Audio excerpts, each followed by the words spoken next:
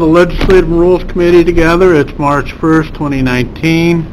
This is we call this meeting together because of a timeliness matter. And if this committee were to support what's before us today, it'll be moved on to the Board of Supervisors meeting. And like I said, timeliness is important, and that's why we have this special meeting of the Legislative Rules Committee. So this meeting deals with primarily a resolution opposing the proposed and amended 2020 executive state budget impacting aid and incentives to municipalities and state cost shifts to counties. So also known as AIM. Okay.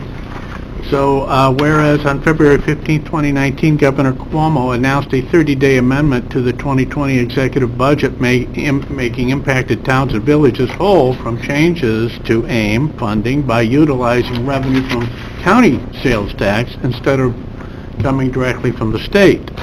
And whereas instead of restoring AIM, aid and incentives to municipalities, with state funding and signifying a desire by the state to act as partners with local governments, this budget amendment requires counties to make up for the lost AIM funding with sales tax revenue, imposing a new mandate on counties.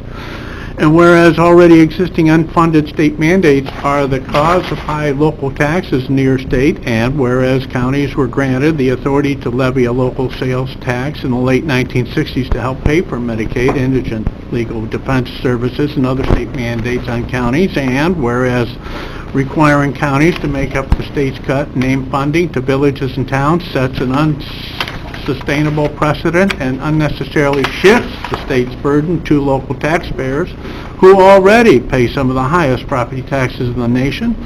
And whereas currently 9 state-mandated programs placed on counties equals more than 90% of the typical county property tax levy, and these mandated costs continue to grow. And whereas cutting AIM funding in the first place is tax shift from broad-based state income taxes to regressive local property taxes, and whereas replacing what has been state AIM assistance with funding from county revenues is simply a tax shift that will ultimately result in higher property taxes. Now therefore it be resolved, and we would put Warren County in here if this committee supports going forward with this to the full board, supports the full restoration of the state aid program to local governments, and urges the governor and state legislature to fully restore the state funding in the final 2019-2020 state budget. Be it further resolved that copies of this resolution be sent to the counties of New York State, encouraging member counties to enact similar resolutions, and be it further resolved that Warren County, if you so will, shall forward copies of this resolution Governor Andrew Cuomo, the New York State Legislature, and all other deemed necessary and proper. And the next page that you have, you can see currently what you're receiving from AIM funding and what you will receive with the withdrawal of the AIM funding from state funding. So questions on this matter? Yes, Supervisor Disraw. Thank you, Mr. Chairman. I would like our administrator to I've read this over a couple of times. How will my vote impact the city of Glens Falls and other cities? Under the initial proposal in the executive budget, cities were not affected by this, so cities retained their AIM funding. The only reductions that were made were for towns and villages where the AIM funding represented more than 2% of their budget. Less than 2% of their budget, which on its face doesn't sound like a big deal, but in reality it gutted the funding for over 80% of the communities that were receiving it. The state saved about $60 million. So the cities are not part of this, but the current proposal is to restore that funding, but to take it out of the counties instead of the state. Go to 224. Supervisor Dickinson? I'd like to move this. All right. Moved by Supervisor Dickinson, seconded by Supervisor Sokol. Further questions? Supervisor Bramer? I would like to get a better handle on whether or not we think the additional sales tax collection that the state budget also includes is going to help us make up the $224,000. It's enough to pay for it. We did an analysis with NISAC as to what we think that Warren County may get if that marketplace proposal goes forward. The number we came out with is about $950,000 before sharing, so the county would keep roughly half of that. So in other words, the towns would make out okay, because the towns would still get all of their sales tax revenue that comes from the marketplace, but the county would be forced to change its sales tax distribution to give part of the county share also out to the towns to replace what they lose from the state. I mean, And- other than that being a change in our procedure, though, it's kind of a wash financially, isn't it? It's a... Actually, we gain as a county if the marketplace sales tax is If higher it- than what you're projecting. Yeah, if that proposal goes forward, we will all receive more revenue, except the county's share of that is going to be diminished by the amount that essentially used to come from from income taxes in New York City. Now it's coming from property taxes in Warren County. Well, not property taxes, it would come from... Or sales taxes. But at the end of the day, if a reduction in sales tax revenue is going to impact the property tax levy. Supervisor Dickinson? I think that's a false scenario to rely on our increase in sales tax that we work diligently to increase, to have it taken away by somebody else. I mean, we work hard to have that sales tax and all our businesses in Warren County, and it's our money. Supervisor Wong? Thank you, Mr. Chairman. I need some clarification on two things. The marketplace, is this internet sales where the taxes are coming from? Yes, primarily internet sales from out of state. So I know that sometimes when I buy things online, I have to pay sales tax, and sometimes I don't, right? Right. So they're saying it's across the board, everyone's going to have to follow this? Yes, Yeah. there was a Supreme Court decision, and it's riding off of that. So the second, I'm sorry, the second piece is, Glens Falls kind of opts out of the sales tax piece with us, right? Also with the county, if I had understood earlier. They have their own, anything you spend in Glens Falls goes to Glens Falls. Well, our 3% or whatever it is. Right. Yeah. But it's designated. So, but it is a shift, and the risk is solely going to be on the non-Glens Falls property owners to make whole, to make this whole. So it could be. And if it's not, That's not true, though. No. The risk is on the county as a whole. yes. Right. So we would be included too. Glens Falls Right. residents would be at risk as well. Yeah, Because we Glen- pay county taxes. Only you get. Supervisor Garrity? The only statement I'll make about this is I think this is a crappy way to treat your towns and villages. Propose this to take money away from the towns and villages after we'd already prepared our budgets, after we got through that, and find out in February that the governor has proposed taking a minuscule amount of aid that we get, in my community, $19,000, take that away, and then try to shift it onto another tax that he's putting on, or they presume to put on the residents for sales of internet items. I have a bad taste in my mouth that, we didn't get a heads up about this. Well, right, most of us know. It's just the way it was done. It seems like it was retribution for us not voting for the governor, because it affects a lot of towns and villages in the state. I agree with you. And I'm happy that the city didn't get affected. Yeah, I'm happy for I'm them. in agreement. They need to. Supervisor Dickinson? But then we'll go to that's the- a very good point. That's going to apply to this year? Right now? We're done. Our budgets were done. I guess that's my point. And I go back to what, as a town, you anticipate, as you do your budget, you anticipate certain things, and to have it taken right after the fact, it's not going to set well. Yeah. I'll tell you that right No, now. I just think it's wrong. Jeez. Supervisor Beatty?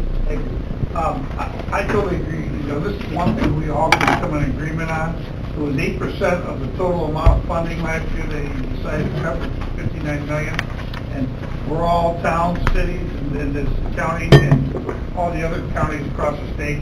And to do it at such a late moment, after you guys have already done your budget, to me, it blew me away when I read the article. But more importantly, then because the governor got so much pushback. Yes, you're right. He said, okay, well, wait a minute, how about this? How about the anticipated additional sales tax from the internet? Why don't you take half of that and fund your towns with that? That is insulting, if you ask me. So whether you're a Democrat, Republican, or Independent, we're all in this together, and that was a low blow by the current governor, and I just want to be on record saying I was 1,000% against those actions, because it hurt everybody in this room. Thank you. Anybody else? Supervisor Wild? Oh, thank you, Mr. Chairman, I'm sorry. What's the likelihood of us being able to impact any change to this, is whether it's going to be moving forward? Because if this letter isn't strong enough, maybe we need to have a stronger resolution. It's quite strong, but, The state budget will probably be passed by April 1st, so this is our chance to do it for the March meeting.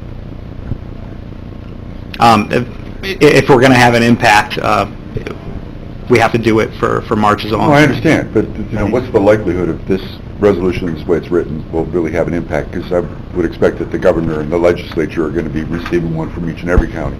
Well, at 57 counties, they're going to get a lot of them. Well, I don't know if there's an answer to that question, Mr. Wild. Mr. McGowan? Like I said, I'm along with everyone, and really with Doug too. I am floored, and it's very disturbing to me is to read this, and then after the fact, and like I said, that we've all come out and worked so hard to maintain our budgets and they decided. So I want to be on the record and make sure that our letter is as strong as possible to say that I just, are not in agreement with that. A little heads up would be nice. Certainly a little heads up would be nice. I don't think that us criticizing the governor is going to help us get that change. So let's ask the governor, let's make a strong statement that this is hurting our budget at this time. But the governor is also dealing with a gigantic loss in what happened at the federal level.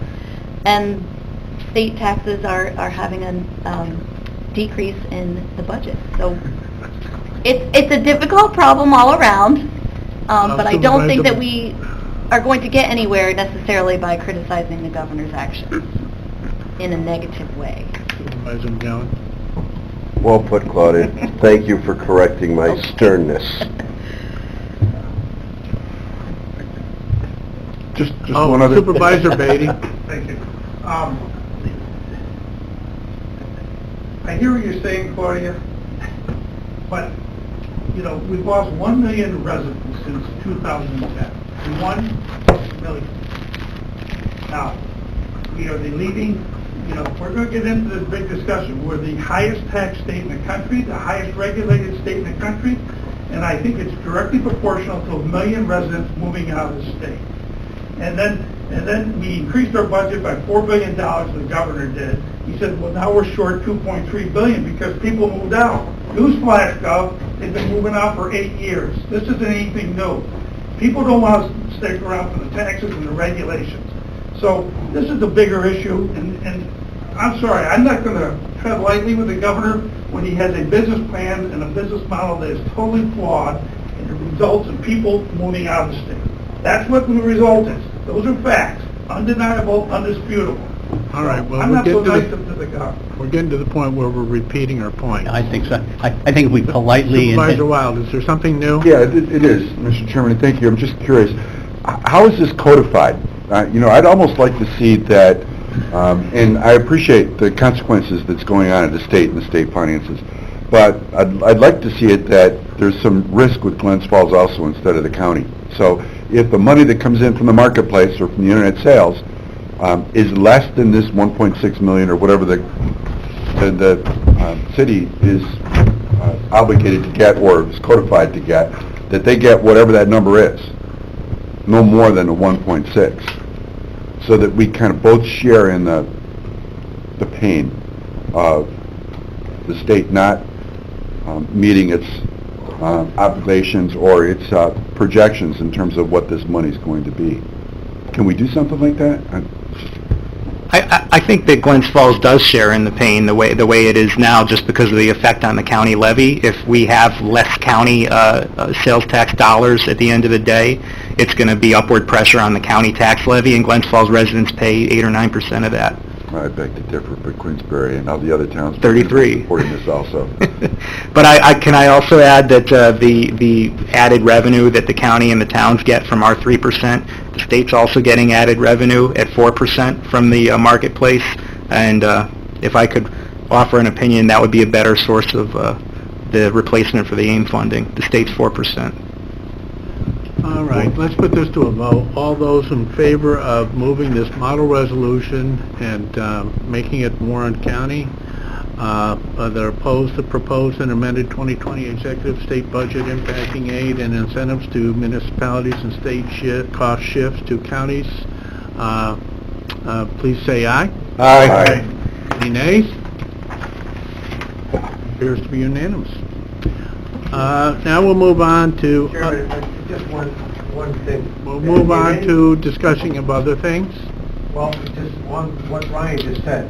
In any time you make a complaint, the most productive way is to give a proposal. And what Ryan just proposed would be great. Instead of taking it out of the 3% account, they take it out of the 4% that the state's getting.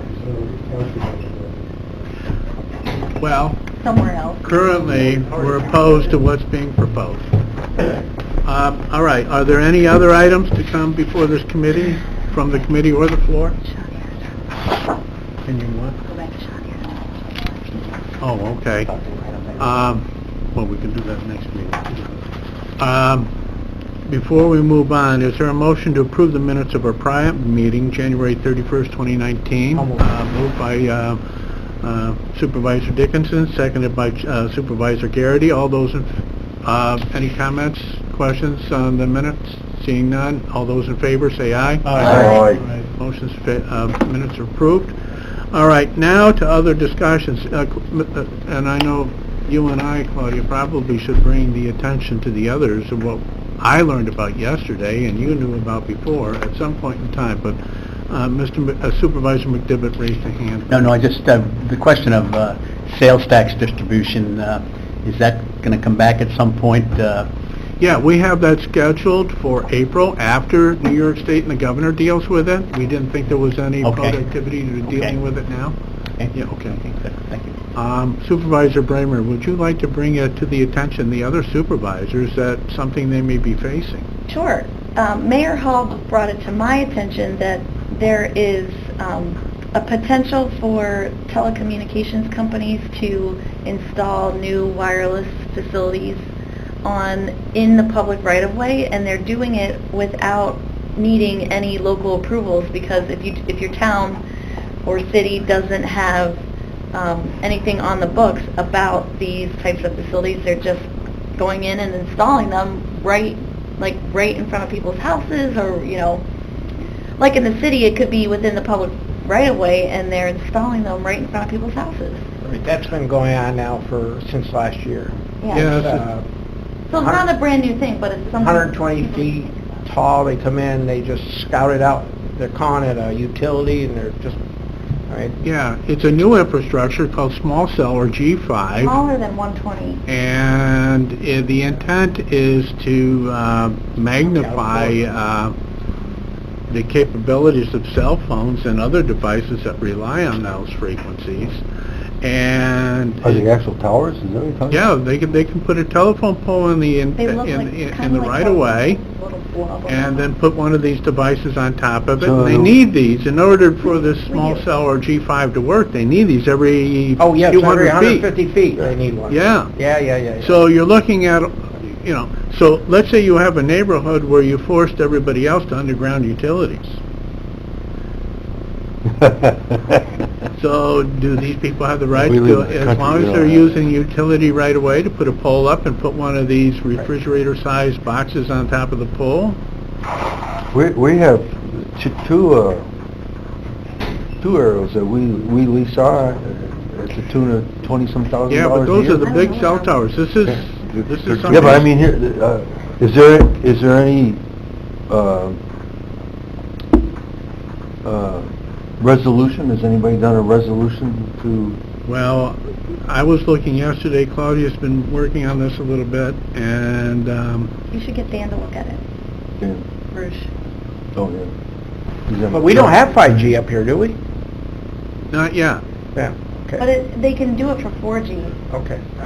But what is it about April 15th, Claudia? Something, yeah, if you don't have your local legislation passed by then, it can be preempted by the federal regulations. Yeah. Thank you, Mr. Chairman. I'm wondering if this is the way to get away from paying lease payments to landowners because they're using the public utility. Of course. That was my point. We lease them. We make good money with it. They Yeah, make that- good money. They put I both of know. them, they put both of them in because of America. You are allowed to put in guiding aesthetic regulations, FCC says, whatever that means. Somebody These gonna are like follow up and repeaters. try to get us some? Amplifiers, repeaters. What's that, Supervisor Garrity? Are you gonna follow up, try to get something emailed out to us? I'm gonna try and find out what I can. I think Claudia will work with me on that. Get something by the Yeah. meeting. Thank Nice you. just to have something to look at. Yeah, well, Claudia's working for the city, and we may use her resources as well. So I what go we back. find, we'll share it. Okay? Just a quick question. Yes. Sorry, thank you, Supervisor Mr. McGowan. Well, is it more for the city than it is because of the tall buildings? Like, I know New York, the signals are tough because of all the tall buildings around, and is it because of the buildings and the density, or, I mean, That's a good point. I'm not sure. because, think you you know, could for the still town, see it in the we're more town. rural, Right. They're not gonna put them out in far out. but I think it would be more for the city street areas where you have the tall buildings and the signals Blocking. are blocking, and then plus the structure and the thickness and or metal. I mean, I know when I go into metal buildings, you know, the signal is either dropped or very weak, you know, and, they're almost like repeaters. What it's doing is amplifying the signals closer. It's kind of like boosters you put in the house. It's basically Yeah. what it is, so. Well, just a heads up. Supervisor Hogan? Last week at AOT, I attended a broadband and 5G seminar and Association of Broadband, I don't know, he installed this stuff, said that you have to be, it wasn't the building, that the device has to be within 150 yards of the transmitter. So that's why we're getting so many of them, it's the technology. It has to do with the data transfer rates. The data transfer is much higher, so it's like you need a bigger pipe. So it doesn't matter to be in the city and the towns of the village, it'd be all over countryside. They're running into this problem in downstate already where they're implementing it. Well- They're getting it, and it's just pole after pole after pole after pole. And Well, let me give you an example of what I think I learned, is that, you know, in Queensbury, if you have a subdivision, all your utilities have to be buried. If you don't have an aesthetic lighting ordinance, they could put a pole up and put this up, regardless of what you think. Or you can have some aesthetic guidance which says that if you're going to put one of these repeaters, or whatever you want to call them, they're called small cells, you can have a grounded one, and I've seen some of these on Google, and they're not bad looking, and they could be put with Niagara Mohawk and the telephone and cable, and it's a good looking box, and it could be put with that bunch, but only if you have guidance saying that's what you're insisting on in your neighborhood. So I'm just saying, town supervisors, you may want a heads up on this to take a look at what you can do aesthetically to help guide these in a better format than just letting the Wild West open up here. Now, I don't think they're going to be up here right away, but we think there may be a trigger of April 15th where you better have some kind of controlling ordinance. So just a heads up. All right. Anything Right. else for the good of the order? Motion to adjourn? Oh, yeah. Motion to adjourn by Supervisor Dickinson, seconded by Supervisor Wild. All those in favor, say aye. Aye. All right, we're adjourned. Yes, yeah.